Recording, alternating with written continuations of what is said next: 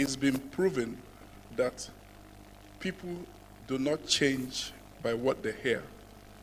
They change by what they do. Okay? It's a small difference, but that difference is huge. When you learn something, it inspires you. And the change process actually starts. But until you do, you don't change. And I can prove that to you in a moment so that you understand where we're going.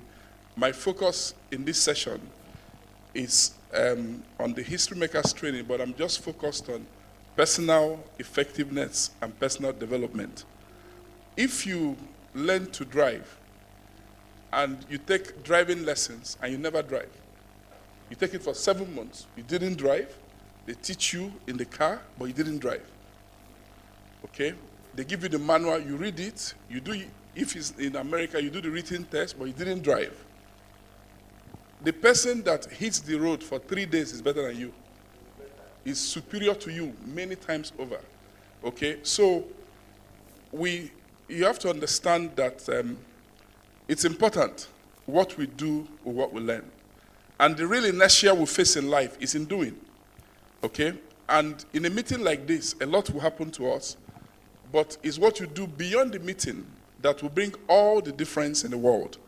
So this afternoon, I pray that God has already started with us in a very unique way, from the plenary session to this School of Ministry, leadership class, and so on and so forth. Father, we thank you for this afternoon. We ask you to take us further. You are saying a lot to us, and I know you are set to change lives forever. Let the will of God become the will of man, in the name of Jesus Christ. None of us will live the way we came.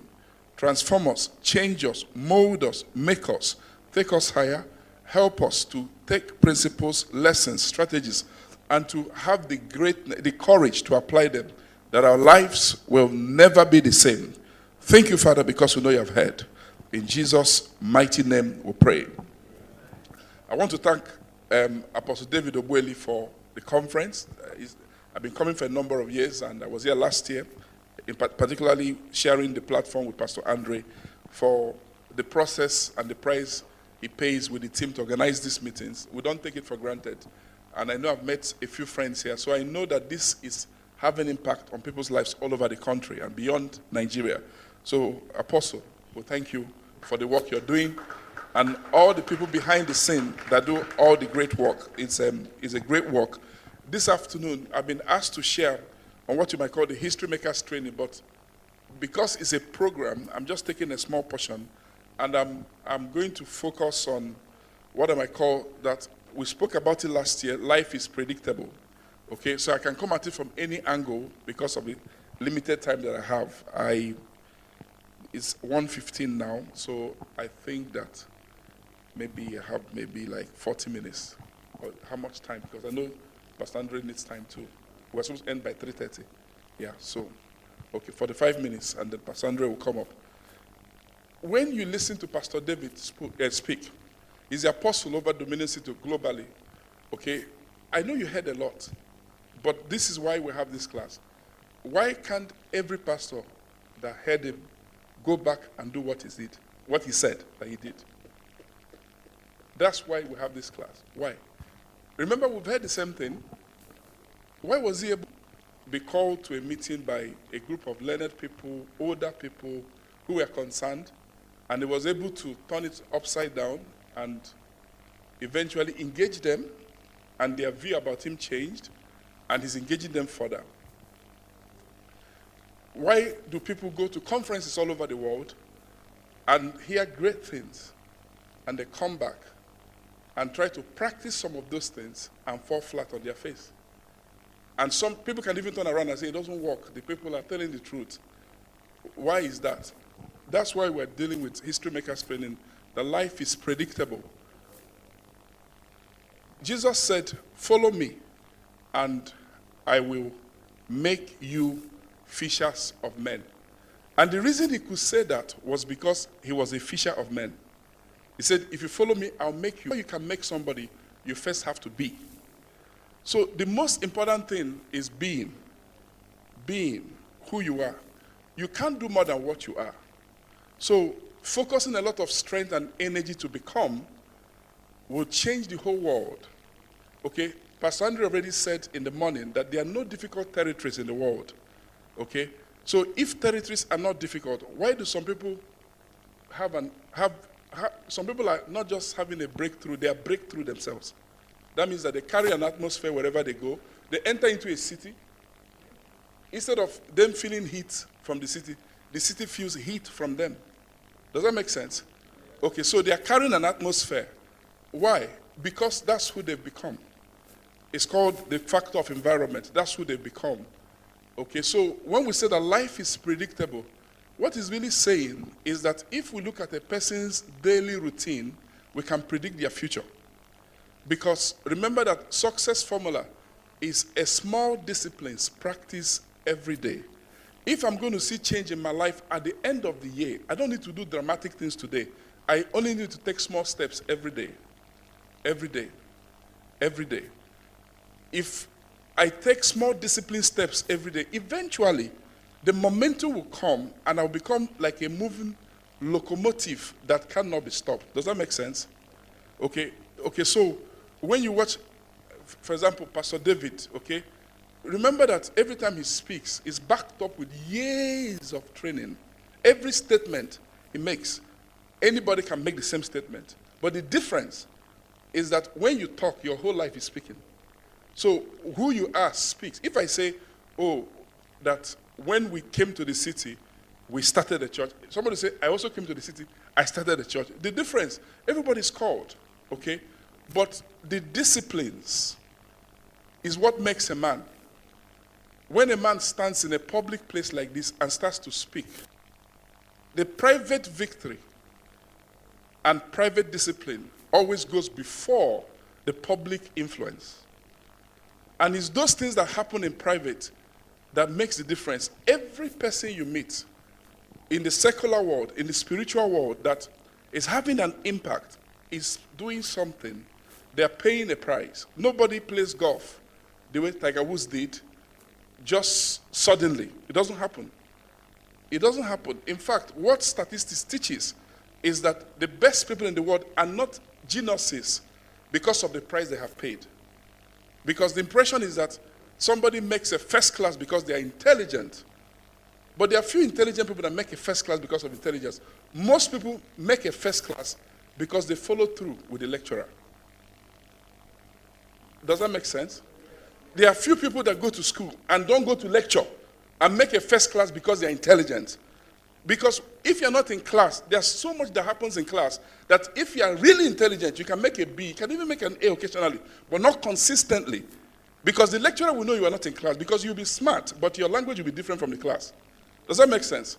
A smart lecturer will know that you didn't come to my lecture, but this guy, you're smart. You understand, but you didn't come to my lecture. Okay? People make first class because they follow through. What intelligence does is that it increases the rate at which you grasp the concept. But then you must grasp the concept, okay? So life is predictable.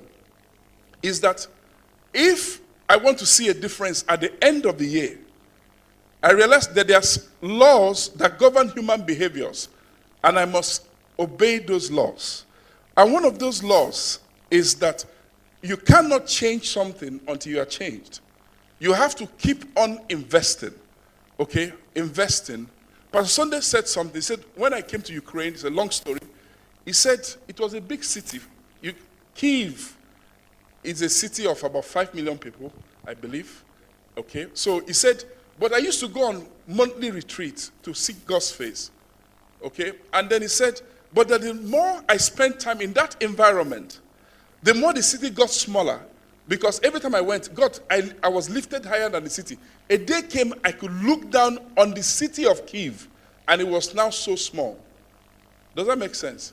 Remember that it's difficult to make an impact in a city that looks big to you. Where will you start? It looks big. People are complex. How will I talk to them? It looks big.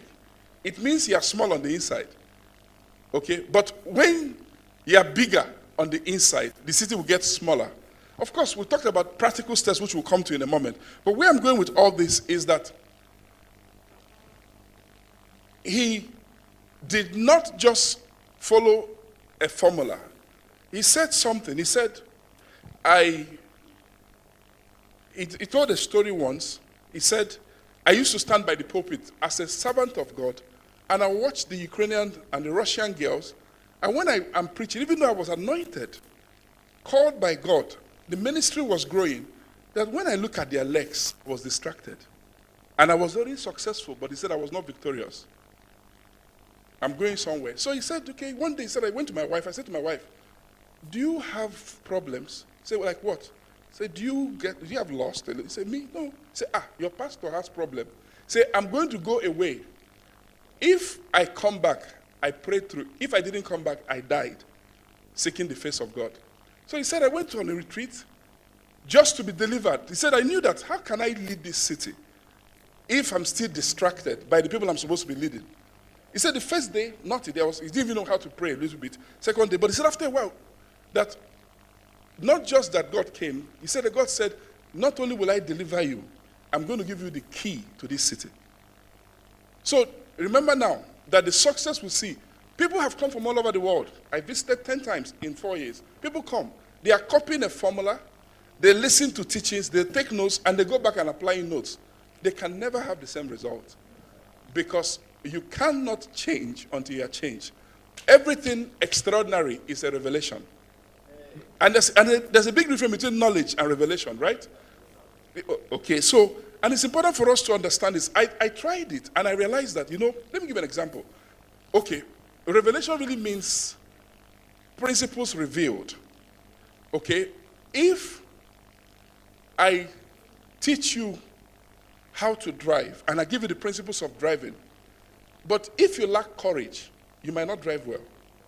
Because even though you can drive, hold the steering, if I give you a sports car, if the car gets faster and you're scared, because remember the people that drive fast cars, they are comfortable. I mean, they know they can die, but they are just enjoying it. But if you're afraid, you can't drive. So it's important who is holding the steering.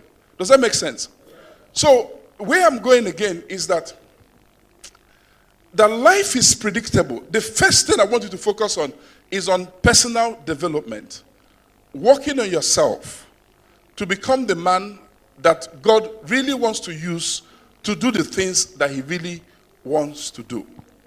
And that's a big thing. It's big because if you look at our country, for example, okay, and you look at the leadership, it's the man that makes the difference. It's not the temptations in Abuja or the challenges with politics and so on and so forth. It's the people, the man who makes the difference. Look at Joseph. Look at Samson. Both of them were anointed, we know. We've heard that before. Samson had a more dramatic anointing. Very dramatic. He would sleep with a harlot through the whole night and in the morning carry the gate of the city. And not once, habitually, as a lifestyle. Samson was so anointed. It was very dramatic. Of course, he didn't live to an old age. He didn't die an honorable death. The Bible says the day he died, he killed more people than all the days of his life. It means his life was not planned at all. If you do the greatest thing on your last day on earth, you didn't plan your life, right? So Samson was anointed, very dramatic, extremely, one of the most dramatic anointings. By the way, don't think about how he ended up. Samson is listed in Hebrews at 11, so don't judge quickly. That is years after his death. God still honored Samson. So if you see something in heaven, you can't argue with God. So let's leave that apart, okay? Okay, but think about Joseph. Think about Joseph. Joseph's anointing was not very dramatic. But Joseph was a man of character. But remember that character is fruit of the Spirit, which is the nature of Christ, which is Christ. And character is always developed because fruits are developed.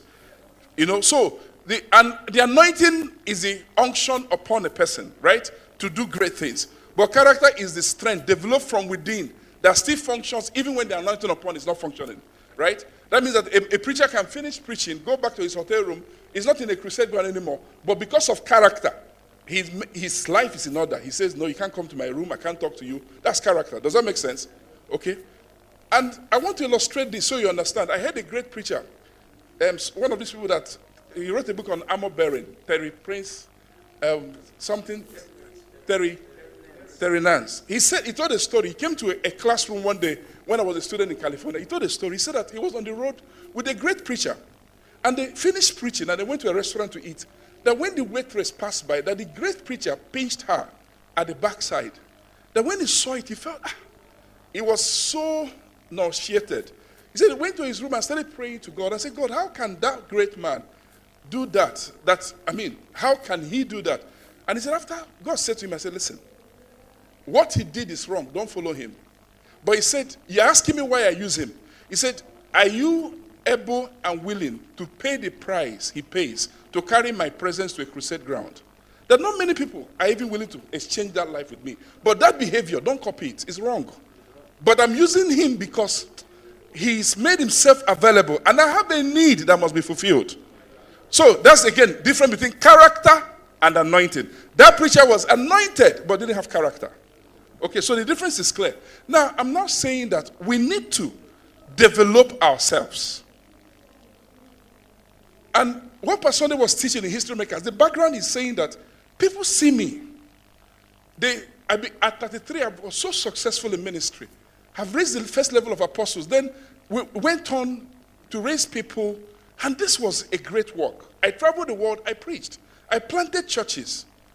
And I thought everybody understood what I was doing. But I found out that people were not doing the things I was doing. And what was the difference? Is that they just thought, this man is so great. In fact, he's great. God has greatly and uniquely chosen him to do what he was doing. But he said, no, that I'm able to do what I do. First, because I was called. Yes, because I was anointed. But because I was willing to pay the price to become who I am. And that anybody can pay the price in their own calling to become who they ought to be. Does that make sense? And that's what I want us to focus on. Because you see, it's important to know that we come to these conferences because God is passing across a message to us. What you do after the conference is superior to your posture during the conference. Okay? Don't misunderstand me. What I'm trying to say in effect is that even today, so much. God said so much. I don't know what the apostle wanted to say, but I know that he spoke for about 2 hours. Did you notice that? He started speaking about 10 minutes to 11 and ended 10 minutes to 1. I know some of us didn't take that, but and he started drawing. Then from drawing, he kept meditating, thinking, and then so God spoke to us using his servant to tell us things. Those things he told us, if you don't capture it, you think, well, I was touched. But if you capture it, in the next 40 years, you can still meditate on it. Okay? You took notes, you go home, you think about it. A lot was said. But why is God able to use him? Is what I'm focused on. Is because of whom he has become in the hands of God. And that is not without a price. It's not without a price. He reads a lot. Pastor David can travel from his house in the morning and come to your office and sit down with notebook. He's not listening to you because you know more than him. He's listening to you because he's hungry for more. And if you are stupid, you think he's big because he's the student and you're the teacher. You're only a fool if you think like that. No. Professors go to conferences, right? And they keep their professorship and be taking notes. In fact, what makes them professor is their professorial interpretation of the notes. Does that make sense? Because what you say that is casual to you, to a professor, is profound. When you are still talking, say, no, stay there. Repeat that statement. Because that's a professor listening to you. Does that make sense? That's how he is. He's hungry. The price is that he's carrying an atmosphere. But he was not born like that. He got saved and started to pursue God. Started to seek God. Then realized that as a young age, that he's a father of fathers. He has people being sent to him. And he knows that if I don't raise them, a destiny is hanging over my destiny. So he couldn't live a normal life. But the point I'm making is that you have a price that you need to pay. And that price is that you count the cost and look at how you would like to finish this journey. Remember that God is looking for people that he can use. Okay? And that's why he's brought us to this place. So the question you need to ask yourself is, what processes are you willing to go through in order that God can trust you and use you? Pastor Andre is not the only person in Pastor Andre's church. He's the one coming to Nigeria the most at this point, okay? But there's a reason why. He made a choice. Saved at 19, was focused, had his challenges like following those principles, but he stayed with it. Went through many phases. He worked in the church office, has gone on missions to US, came back to Ukraine, okay, has planted a church. But the reason he's here is that he even went the extra mile to work hard to speak English. I don't know if you understand. He even went the extra mile. With all that he was learning, he even added to it English language. So that's why it's as if God chose him to be coming to Nigeria. No, he chose himself to be coming. He chose himself. There are many people that would like to come, but only if we are speaking in Russia. But it's only English we can you hear, sir? He brought a terrific lady in September. She couldn't say anything. And that person could never have been brought except she herself is carrying something. The pastor knows she's carrying something, but she couldn't communicate, right? So he paid the price to learn the language. So what I ask is that, what is your daily routine? Okay? What's your daily routine? Because one of the marks of personal effectiveness, there are people that are effective, their daily routine increasingly become predictable. There are a few exceptions, but increasingly, because they start to do the same thing over and over and over again. You have to evaluate yourself daily, then weekly, then monthly, then annually. You sit back and say, I have a problem in this area. But that's okay once, but not forever. You now say, by the way, is it possible for me to be in charge of myself all the time? And you say, what does it take? You start watching people that are controlled. Look at my pastor. How did he become like that? If you have an opportunity of one-on-one, you ask. If you don't have, you just have to take notes when he's speaking and observe him. Buy the books and you read it. You have to pay the price to work hard on yourself. Jesus said, follow me and I will make you. The challenge of leadership is that you cannot make people beyond where you are. So to really raise leaders, you have to become a leader yourself. Okay? I will tell you a simple story. In my limited time, the apostle knows this, that I work from an office because I have an office there. I had an office there for many years. It was the way God opened the door, because the CEO is my brother and is the chairman of the organization one of the organizations I work with, Apostles Marketplace, right? But I kept, because of the nature, my calling, I like to study environments, study people, observe it. And when I realized that the chairman of the company is American by birth, has lived in Nigeria since 1978, continuously in Nigeria since 1978. He will be 81 June this year. He turned 80 last year. Okay? My brother joined the company in 1988 after 14 years. And my brother is 30 years younger. He's born 34. My brother is born 64. But I noticed that he has the same PA and same driver for more than 30 years. Same person. Okay, so I went to them and I started talking to them.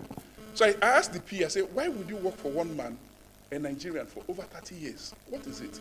He laughed at me. He said, why are you? He said, Pastor John, you're always playing. I said, I'm not playing. There's something you know I don't know.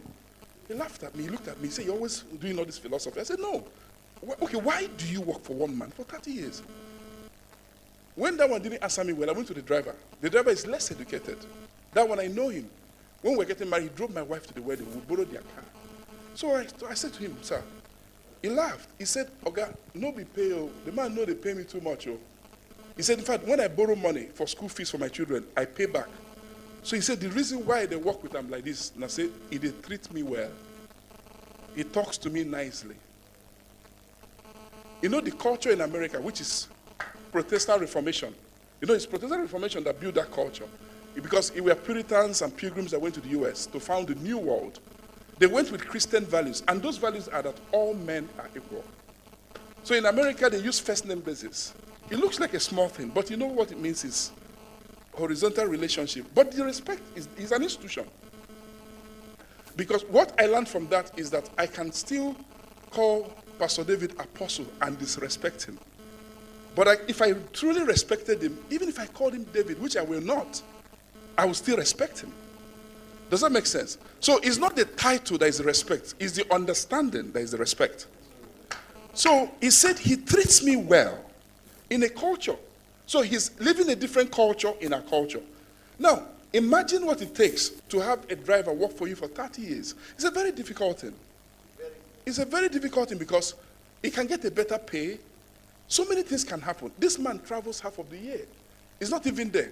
Your driver can, if you travel, he'll take another job. When you come back, by the time he combines, you can notice different, you fire him.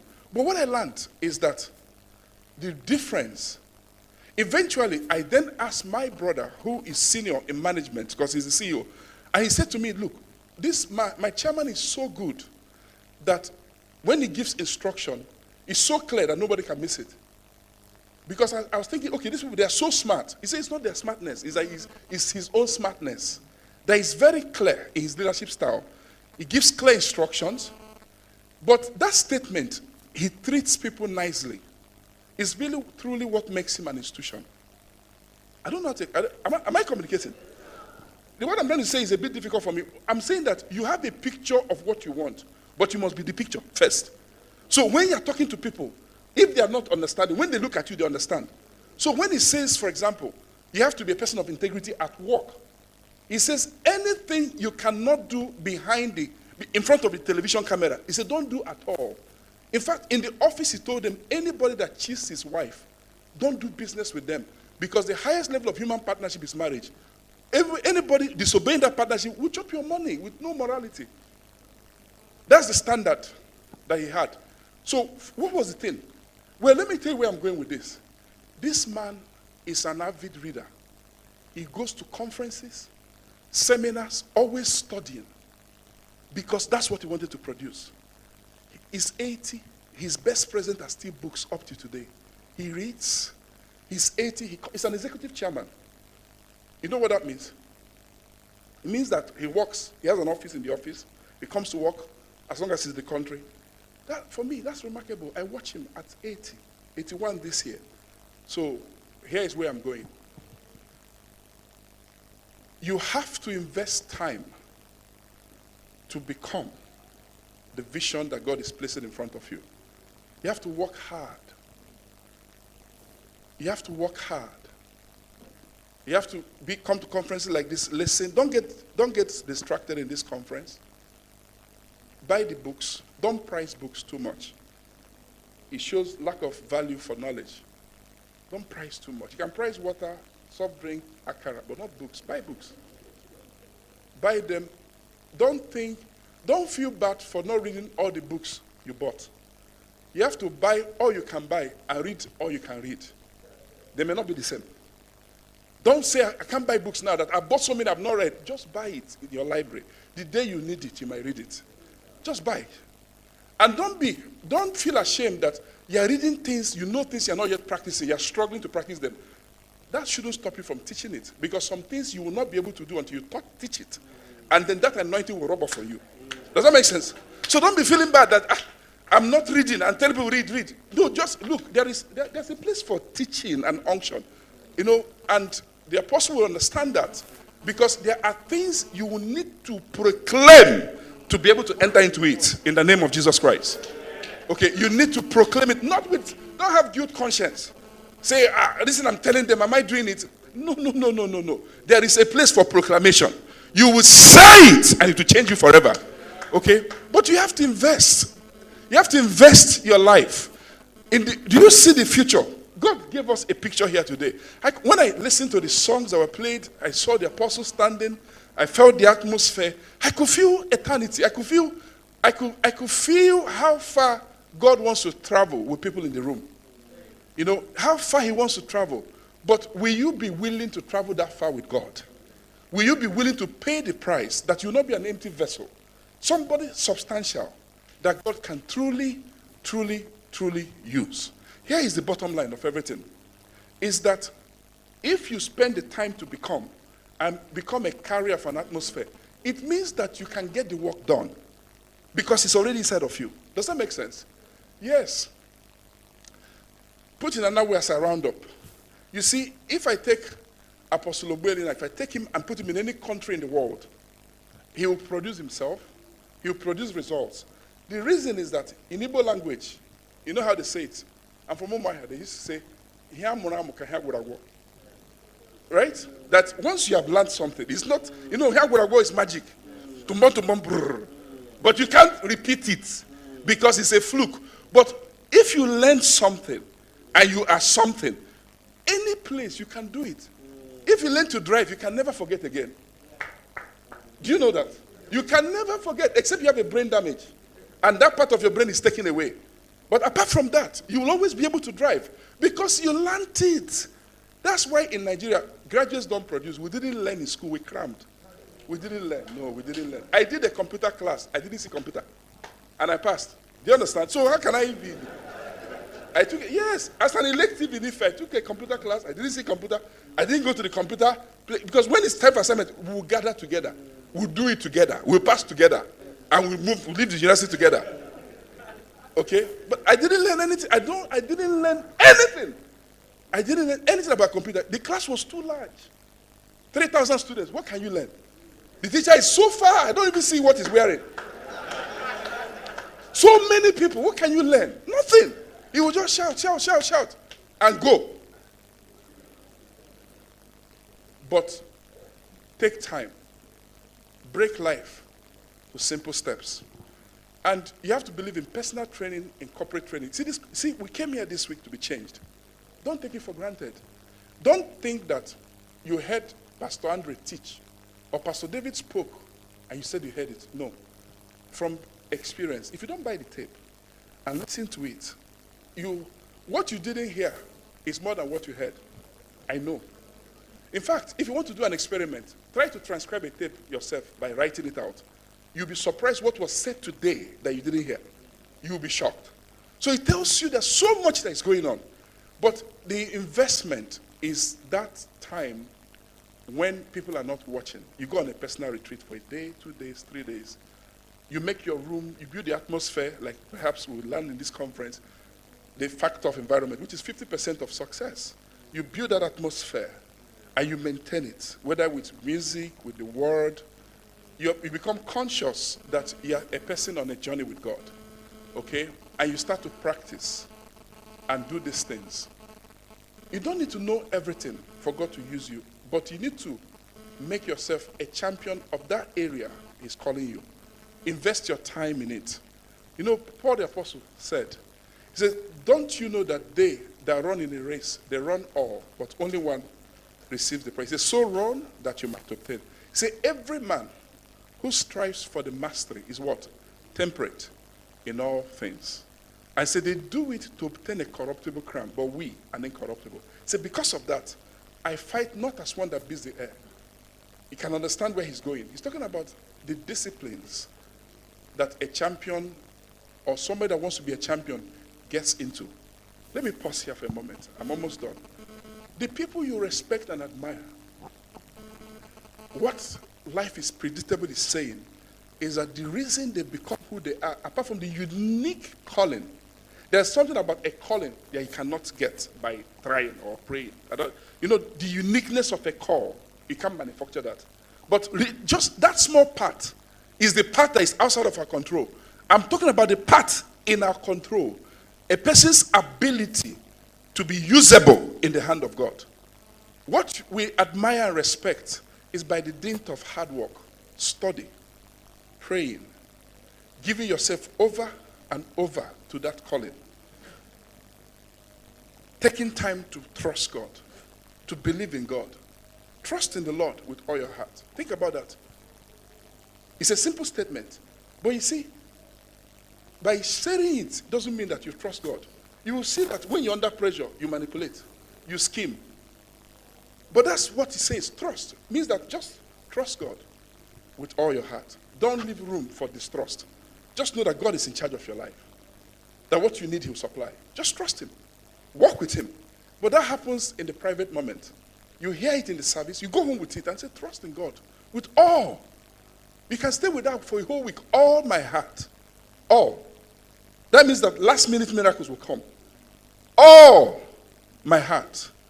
All. It's self-development. You take a book, you read it, you mark it. I don't like marking books. Whether it's laziness or the fact that see, I live in a large family, you used to pass book from generation to generation. But personal development say that you have to mark the book.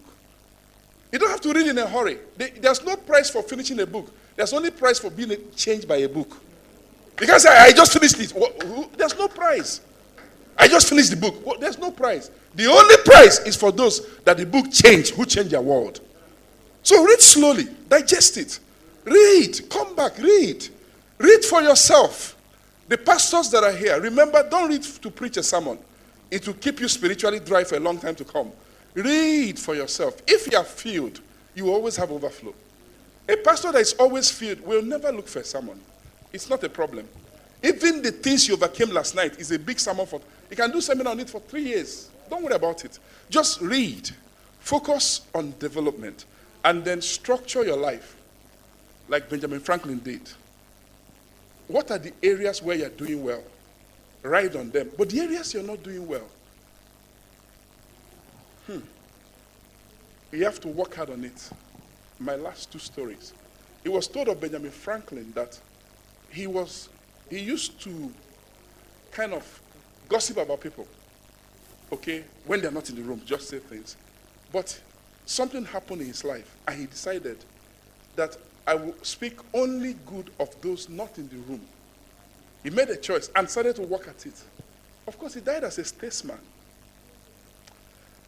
The last story is that I listened to T.L. Osborne tell a story in his book, not in real life.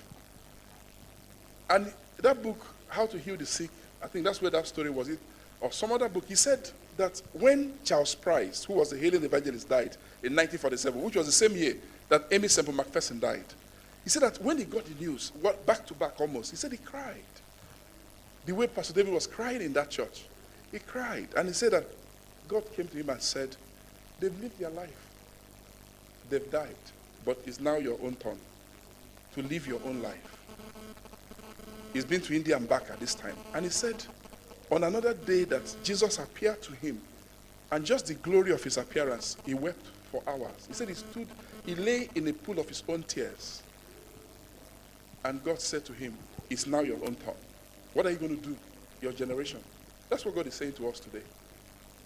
We live at the end of time. We are the anchor generation. The Bible, life teaches us that in a relay race, that the entire team takes the position of the last man. So if we are part of the last generation, if not the last generation, it means our position is the position of Christianity at the end of time, right? So how will Christianity end if Christianity depends on you and I? How would Christianity end? Will people believe God? Will my neighbors see me and without me preaching, embrace Christ? For that to happen, I have to change. I have to be a changed man. I have to carry the anointing upon and have the character within. There are many things I would like to do I won't be able to do. I will be nice when it's more difficult, when it's easier to be rude. I will let my neighbor have his way, just that I might win Christ. Paul said, I became all things to all men. I became. That's a process. It's not a gift. I became. I worked on myself. I became all things to all men, that I might by all means win some. That's where we are. I want to encourage you that buy the materials. Make sure that you settle it with yourself. How often you meet with God throughout the year, whether it's once a month, all those things. You will follow a pattern. I know that there are many things we've been taught, but basically you have to do those things. Whatever pattern will work for you, you have to do it. Commit that you go to more seminars. Teach what you know. You have to teach other people for it to sink deeper. So you have to find any opportunity you have. You have to open your mouth and teach people. Don't hoard it. Teach what you know. If you hoard it, it will go away. If you teach it, it will go deeper. Teach what you know. And commit to lifelong learning. Personal development, that when we see you next year, you'll be changed. I'll be changed. Thank you very much.